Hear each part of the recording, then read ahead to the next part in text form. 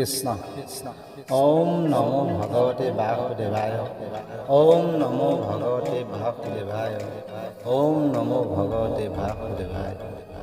হে বৈষ্ণৱ প্ৰাণ ভক্তসকল, পোনপ্ৰথমে পৰম গুৰু শ্ৰীহৰি শ্ৰী চৰণত দাসে সেৱা জনাই আপোনালোকক আমাৰ এই A to Z অসমীয়া চেনেলটোলৈ সম্ভাষণ জনালোঁ।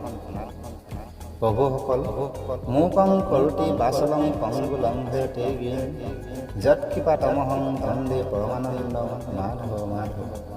হে পৰমানন্দ শ্ৰী চৈতন্যমূৰ্তি ভকত ভাগৱতসকল, আমিও পংগু হৈ পৰ্বত বগাবলৈ যোৱাৰ দৰে অল্পমতি ক্ষুদ্ৰ ব্ৰহ্ম হৈ পৰম ব্ৰহ্ম শ্ৰীহৰিৰ গুণ নাম বৰ্ণনা কৰিবলৈ আহিছোঁ। যদি অজানিতে কিবা ভুল দেখা পায় ক্ষমা কৰি কমেণ্ট বক্সত জনাব। ভাল পালে লাইক, শ্বেয়াৰ, ছাবস্ক্ৰাইব কৰি কাষৰ বেল আইকনটো টিপি থ'ব, যাতে পাছৰ ভিডিঅ'বোৰ আপোনালৈ সকলোতকৈ আগত যায়। ধন্যবাদ।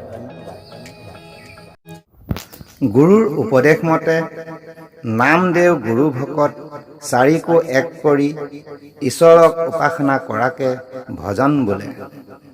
ভজনৰ গুৰু বাক্যত ঈশ্বৰৰ তত্ত্ব আছে। কায় বাক্য মনে উপাসনাৰ দ্বাৰা পৰম ব্ৰহ্মক সাক্ষাৎ কৰাই ব্ৰহ্মক লাভ কৰাব পৰাটোৱেই ভজনৰ মুখ্য উদ্দেশ্য।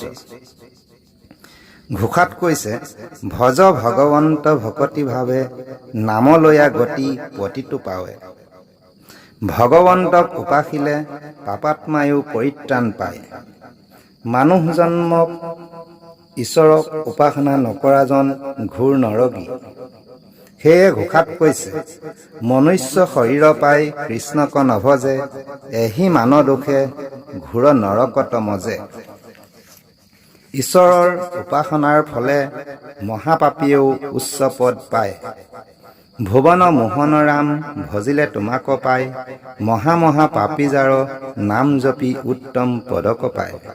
ভক্তি হৰিগুৰু ভক্তৰ চৰণত ঈশ্বৰ বুলি শ্ৰদ্ধা যোগে ভৱসাগৰ তৰিব পাৰে, সেয়ে ভক্তি।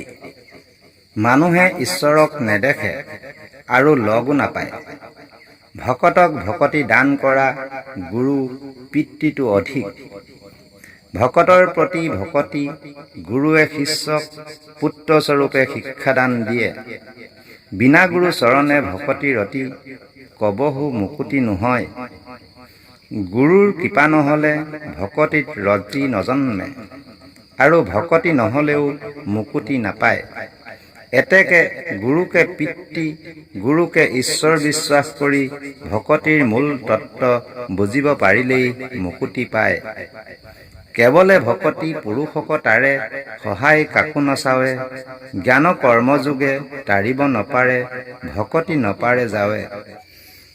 জ্ঞানযোগে কৰ্মযোগে জীৱ তাৰিব নোৱাৰে, ভক্তি যুগতহে জীৱৰ তৰণ হয়। তপ জপ সন্ন্যাস পৰম মহাদানে, নপাৰে আমাক সখী যুগ মহাজ্ঞানে। কেৱল ভকতি একে মুক কৰে বৈশ্য, কহিলো উদ্ধৱইতো তোমাত ৰহস্য। ভাগৱতৰ ১১ স্কন্ধ। ঈশ্বৰক তুষ্ট কৰিব পাৰে একমাত্ৰ ভকতিয়ে। সম্পদকো জানা নহি সম্পদ, জানা আপদকো নহি আপদ। পৰম সম্পদ হৰি ভকতি, আপদ জানা হৰিত বিৰকতি।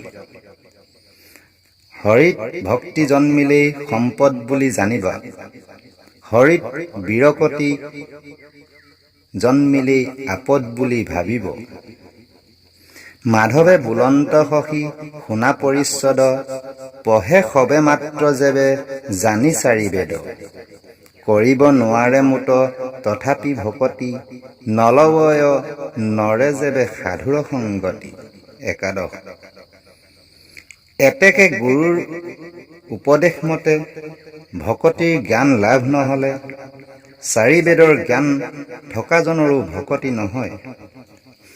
জানি এৰা আনমতি ভকতিত কৰা ৰতি, ভকতিহে সাধিবে কল্যাণ। ভকতিত দিয়া মন ভকতিহে মহাধন, নাহি আন ভকতি সমান। দশম স্কন্ধ মহাভাগৱত।